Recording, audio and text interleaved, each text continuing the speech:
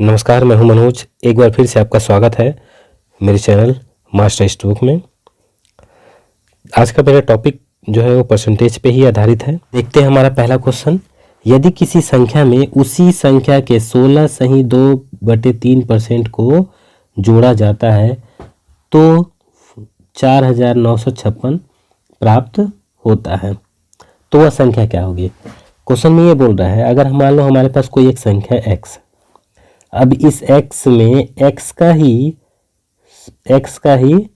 16/2/3% को हम क्या कर देते हैं, प्लस कर देते हैं, तो हमको क्या प्राप्त होता है? 4956 प्राप्त होता है। ठीक है, क्वेश्चन में ये बोल रहा है। तो अब ये इक्वेशन को अगर हम हल करते हैं तब हमको क्या प्राप्त होगा? x प्राप्त होगा और हमको वही x निकालना है। लेकिन हम ये जो तरीका है, ये तो तरीका जो है वो लॉन्ग वे में है, इसलिए हम इसको ऐसे नहीं करेंगे। हमने जो लास्ट वीडियो में देखा था कि जो परसेंटेज वैल्यू है उसको अगर हम फ्रैक्शंस वैल्यू में ले लेते हैं तो किस तरीके से कोई क्वेश्चन हम इजी वे में हल कर सकते हैं। तो चलिए देखते हैं। 16/2/3 जो परसेंटेज है इसकी फ्रैक्शनल वैल्यू क्या है? इसकी फ्रैक्शन वैल्यू है 1/6। ठीक है, तो क्या बोल रहा है? देखिए यहाँ पर टोटल वैल्यू 6 है, यदि वह संख्या अपने आप में 6 के बराबर है और उसमें उसी संख्या का 16/2/3% जोड़ दिया जाता है, मतलब 1 एक्स्ट्रा ऐड हो जाता है। ठीक है, तो क्या हुआ? 6 में 1 ऐड हो जा रहा है, मतलब 16/2/3% जो है की वैल्यू, यानी वन वैल्यू जो है 6 की 1 वैल्यू ऐड हो रही है एक्स्ट्रा। तो मतलब टोटल वैल्यू 6 है, उसमें 1 ऐड हो रहा है, तो क्या हो जाएगी? यहाँ पर 7 हो जाएगा इसका वैल्यू, मतलब टोटल वैल्यू 7 हो जाएगा। तो जो 7 है, क्या हो गया? वो 7 जो आया वो हमारे पास आ गया 4956, क्योंकि 6 जो है 1 इसमें ऐड कर देंगे, ये जो परसेंटेज है वो ऐड हो जाएगा, तो वो किसके बराबर हो जाएगा? 7 के बराबर हो जाएगा। 6 + 1 7, तो 7 की वैल्यू हो गई 4956। तो 1 की वैल्यू क्या हो जाएगी? 7 से हम इसको डिवाइड कर देते हैं, तो 7 से डिवाइड करेंगे तो 7 7 जा 49, 7 0 जा 0 और 7 8 जा 56। तो 1 की वैल्यू आ गई हमारे पास 708। तो ये जो पहले वाली वैल्यू है यानी 6, तो 6 की वैल्यू क्या होगी? तो 708 × 6 इज इक्वल टू हमारे पास आ जाएगा 4248। और हमको यही 6 को निकालना था। क्यों? क्योंकि पूछा है वह संख्या क्या होगी। तो वह संख्या यानी जो पहले वाली संख्या क्या थी? वो 6 थी, उसमें 1 ऐड हुआ तो 7 बना। ठीक है, तो इस तरीके से हम इसको कम समय में निकाल सकते हैं। चलिए दूसरा क्वेश्चन देख लेते हैं इसी तरीके का। देखिए क्वेश्चन में क्या बोला है, यदि किसी संख्या में 64 जोड़ा जाता है तो वह अपना 157 सही 1/7% हो जाता है, तो वह संख्या क्या होगी? अब देखिए क्या बोल रहा है, किसी संख्या में 64 जोड़ा जाता है तब वह अपने आप का 157 सही 1/60% हो जाता है। तो क्या है? 157 सही 1/60% की वैल्यू क्या होगी? 11/7 होगी। ठीक है, तो जब ऐसी कंडीशन आएगा तो आपको क्या करना है? इससे इसको डिवाइड करना है। तो जो भी शेषफल आएगा, तो शेषफल कितना है? 4 आया, क्योंकि 7 एकम 7, 11 को डिवाइड करेंगे तो शेषफल कितना बचेगा? 4। तो 4 की वैल्यू जो हो जाएगी वो है हमारे पास 64। तो जो 4 आएगा वही शेषफल यानी जो हम इसमें जोड़ रहे हैं उसकी वैल्यू हो जाएगी 64। तो 1 की वैल्यू क्या हो जाएगी? 16। ठीक है, तो टोटल वैल्यू हमको निकालना है, तो 7 की वैल्यू हो जाएगी 16 × 7 आ जाएगा 112। ये हमारा हो गया आंसर। ठीक, चलिए अब नेक्स्ट टाइप के क्वेश्चंस को देखते हैं। क्वेश्चन में बोल रहा है, जब ए की आय बी से 10% अधिक हो, मतलब ए की आय बी से 10% अधिक हो तो बी की आय ए से कितना प्रतिशत कम होगा? मतलब ए की आय अगर बी से आय से 10% अधिक है तो बी की आय ए से कितना % कम होगा? जब ऐसा क्वेश्चन आता है तब हम फार्मूला हमारे पास हो जाएगा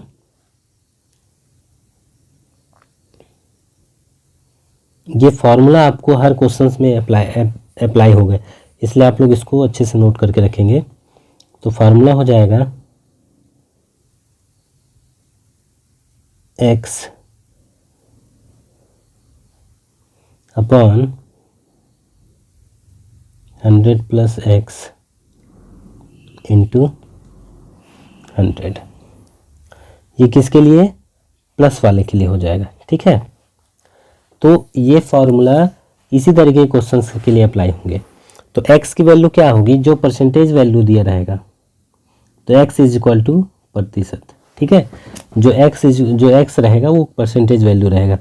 तो यहाँ पर हम जो जैसे जैसे फार्मूला दिया है उनको वैसे रख लेना है। तो ये x की वैल्यू क्या है? यहाँ पर 10 है, तो 10/100 प्लस 10 गुणे 100 इज इक्वल टू क्या हो जाएगा हमारे पास? 10/110 गुणे 100, तो 100/11 इज इक्वल टू 9 सही 1/11%। ये आएगा हमारे पास यहाँ आंसर, ठीक है। उसी का दूसरा यहाँ पर जो अधिक था, यहाँ पर सब क्या बोल रहा है? कम के लिए। जब ए की आय बी की आय से 20% कम हो, तो बी की आय ए की आय से कितना प्रतिशत अधिक है? तो यहाँ पर आपको वही फार्मूला याद करना है। वहाँ पर ज़्यादा था, यहाँ पर कम है, तो यहाँ पर क्या कर देंगे? हम घटा देंगे। तो x/100 माइनस x इंटू 100। तो यहाँ पास भी वही x इज इक्वल टू प्रतिशत हो जाएगा। x की वैल्यू कितना दिया है? 20, तो 20 100 माइनस 20 इंटू 100, तो 20/120 इंटू 100 इज इक्वल टू हो जाएगा, जैसे इसको काट देंगे तो हमारे पास आ जाएगा, अरे सॉरी, यहाँ पास थोड़ा सा माइनस होगा ना, तो हो जाएगा 80, 2 से कटेगा 4, 4 से इसको काटेंगे तो 25%, तो आ जाएगा हमारे पास 25%।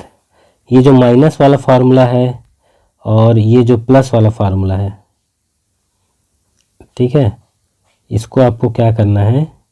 अच्छे से याद कर लेना है, क्योंकि ये दोनों फार्मूले आने वाले क्वेश्चंस में भी काम आएंगे।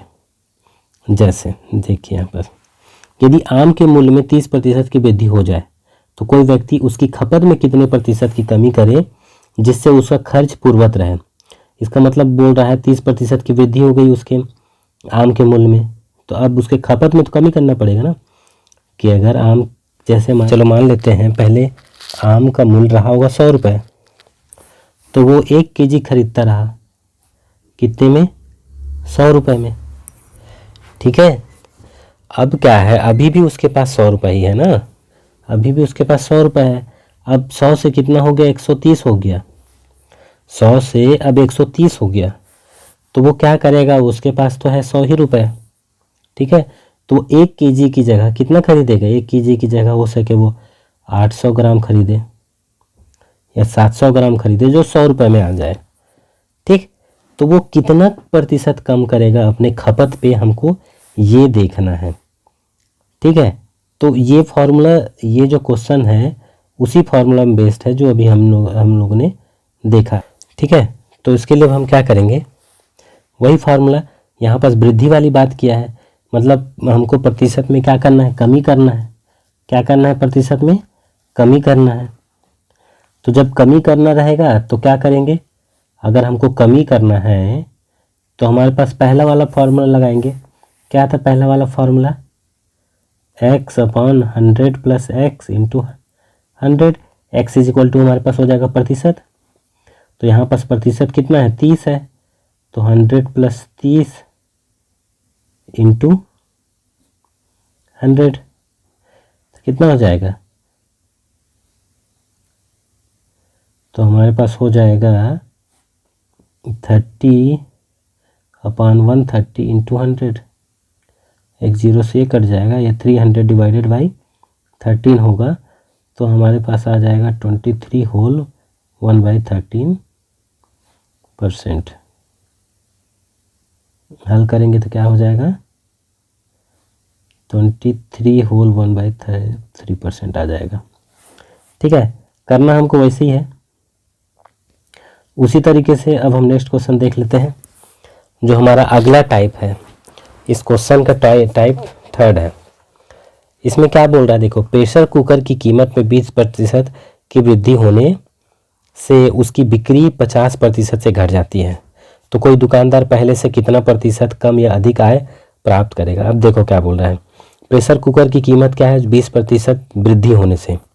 अब मान के चलो प्रेशर कुकर की कीमत जो रही होगी, ठीक है, 100 रुपये, 20% बढ़ गया तो 120 हो गया। तो क्या बोल रहा है, उसकी बिक्री 50% घट जाती है। अब जैसे क्या है, पहले 100 रुपये में मान के चलो 100 प्रेशर कुकर बिकते थे, तो अब जब प्राइस 120 हो गया है, तो अब क्या हो गया है कि जहाँ पर 100 प्रेशर कुकर बिक रहा था, अब कितना प्रेशर कुकर बिक रहा है, 50 प्रेशर कुकर। ठीक है, तो अब ये बोल रहा है कि अब आपको ये बताना है कि कोई दुकानदार पहले से कितना प्रतिशत कम या अधिक आय प्राप्त करेगा। तब देखो स्वाभाविक सी बात है 100, तो अब हम इसी को देखेंगे कि कितना प्रतिशत वो फायदे में रहेगा या कितना प्रतिशत घाटे में रहेगा प्राइस बढ़ाने के बाद। ठीक है, तो इसके लिए भी हमारे पास एक शॉर्ट फॉर्मूला है ऐसे क्वेश्चंस के लिए। आपको क्या करना है, यहाँ पर 2% दिया है, आपको दो अलग अलग प्रतिशत को नोट कर लेना है, x minus y minus x into y upon 100। ये फार्मूला आपको याद रखना है। ठीक है, तो x और y क्या है, x और y जो है ये प्रतिशत को बताते हैं। ठीक है, आपको यहाँ पर वृद्धि और कमी को ध्यान रखना है। अगर वृद्धि बोलेगा, ठीक है, तो प्लस का सिंबल, और कमी बोलेगा तो वहाँ पर आपको माइनस का सिंबल यूज करना है।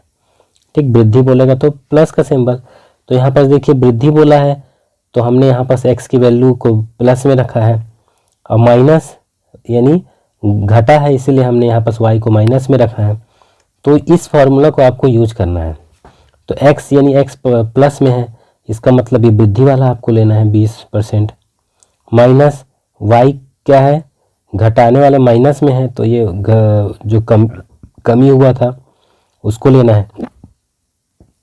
अब यहाँ माइनस क्यों आया, आप देखिए, क्योंकि एक कमी और एक मतलब प्लस और माइनस वाला जब इंटू होगा तो माइनस ही होगा, इसलिए यहाँ पास हो जाएगा 20 गुणे 50 बटे 100।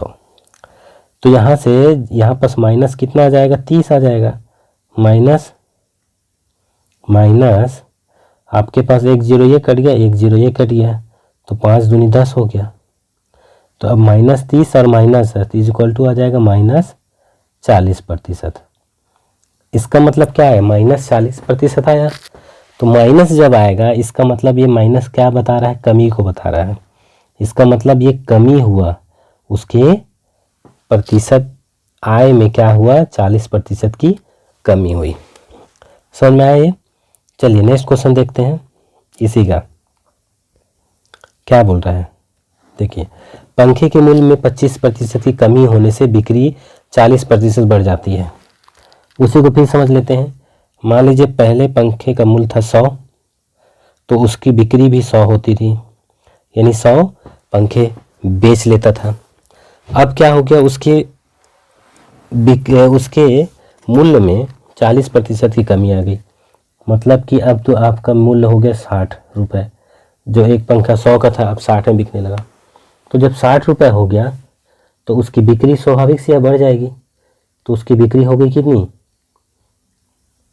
सॉरी 60 से ये हो गया 25%, 75 हो गया, ये 25% घटा ना, तो ये 25% घटाया है तो ये हो जाएगा 75। ठीक है, 100 से 75 उसका रेट हो गया, तो उसकी बिक्री कितनी हो गई, 40% बढ़ गई। मतलब अब जहाँ पर 100 पंखे बिकते थे अब 75 रुपये होने पे 140 पंखे बिक रहे हैं। ठीक है, तो वो तो बढ़ना स्वाभाविक था, तो चलिए अब हम इसी को देखते हैं कि इसके लिए फॉर्मूला क्या अप्लाई होगा।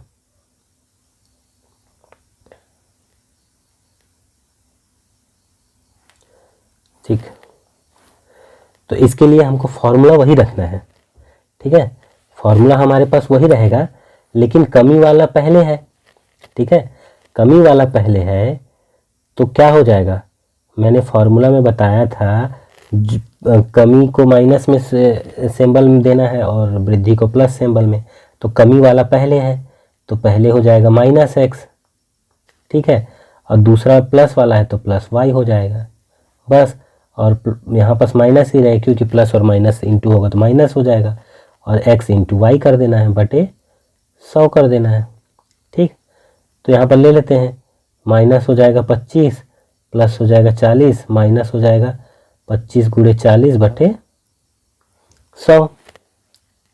ठीक है, तो आपका यहाँ कितना हो गया, 25 40 में से 25 घट जाएगा तो आपका आएगा 15, प्लस का 15 आएगा, -25 से ये घटोगे तो 4 आ जाएगा, 4 से इसको काटोगे तो 10 हो जाएगा। यहाँ पास आ गया -10, तो 15 में से 10 घट जाएगा तो आएगा आपका 5%। अब देखिए 5% जो है प्लस में आ रहा है, इसका मतलब उसकी आय में क्या हुई, वृद्धि हुई। क्यों, क्योंकि ये सिंबल प्लस को शो कर रहा है। ठीक है, तो कितने % की वृद्धि हो गई, 5% की। ठीक है, तो ये जो फॉर्मूला जो मैं बता रहा हूँ आपको, इसको अच्छे से आपको नोट कर लेना है और इसको याद रखना है ताकि ऐसे क्वेश्चंस में आप इजी वे में इसको लगा सके, कम समय में आप इसको लगा सकें।